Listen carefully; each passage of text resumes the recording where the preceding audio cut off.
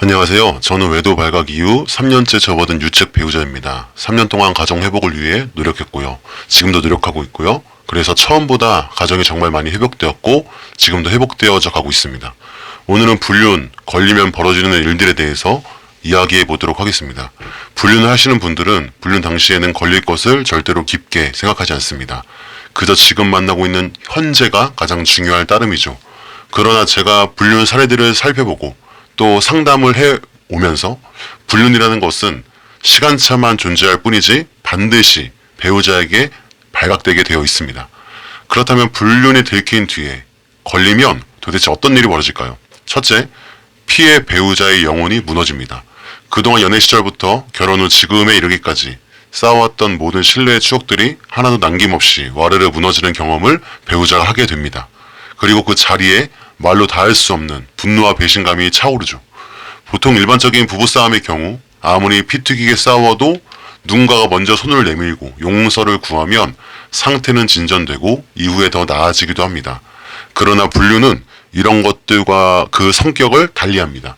우선 절대로 용서를 빌고 아무리 잘못을 인정한다고 해서 결코 그냥 넘어갈 수 있는 것이 아니라는 거죠. 책에 보니까 이런 걸 외상후 스트레스 장애라는 표현을 씁니다.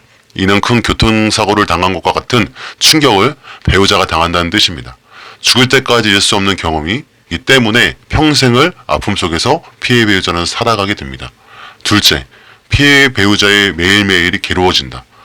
그리고 배우자가 가장 힘들어하는 부분은 상간자와 어디까지 관계를 가졌는지 극단적으로 부정적인 상상을 하게 된다는 겁니다. 유책 배우자가 용서를 빌고 잘못을 시인하더라도 하루하루 문득문득 상간자와의 관계가 어디까지 갔는지 상상하게 됩니다. 그러면 가장 안 좋은 상상을 계속하게 되죠.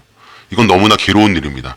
제가 외도 가해자분들과 상담을 하다 보면 나는 지금 열심히 하는데 용서도 구하고 싹싹 빌고 배우자에게 잘하고 있는데 갑자기 배우자가 화를 내고 짜증을 내고 외도 문제를 다시 끄집어내서 정말 괴롭다고 하더라고요. 하지만 이는 피해 배우자의 마음을 진심으로 모르기 때문입니다. 저도 외도 발각 이후 3년이란 시간이 지났지만 아내가 가끔 불륜 이야기를 꺼낼 때가 있습니다. 그러면 제가 정신과 의사 선생님께 배운 것처럼 미안해, 다시는 그러지 않을게 라는 말을 진심으로 합니다. 외도는 결코 쉽게 아무런 상처가 아니기 때문에 수년이 흘러도 배우자는 고통스러울 수 있다는 겁니다. 셋째, 당장에 하고 있는 일이 잡히지 않는다. 불륜 이후 피해 배우자분들이 가장 많이 힘든 것은 너무나도 당연한 일이죠. 하지만 외도 가해자분들도 꽤 괴롭습니다. 우선 나의 잘못으로 가정이 무너졌다는 점, 배우자가 아물지 않는 상처를 받았다는 점, 그동안 나 자신의 삶이 부정당하는 느낌, 패배감, 이로 인한 우울감, 우울증, 분노, 절망 등 정신적으로 피폐해져서 자기가 하고 있는 일이 쉽게 잡히지가 않습니다.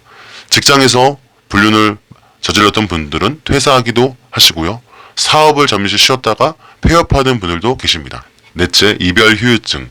상간자 만난 것은 분명 잘못된 것이지만 이것도 연애 감정 비슷하게 느끼면서 진행된 것이기 때문에 외도 발각 이후 강제적으로 이별을 경험한 후 정말로 상간자와의 관계가 끊어졌다면 마치 연애하다가 이별로 인해 사람의 감정이 힘들어진 것과 같은 비슷한 것을 외도 가해자들은 가지게 됩니다.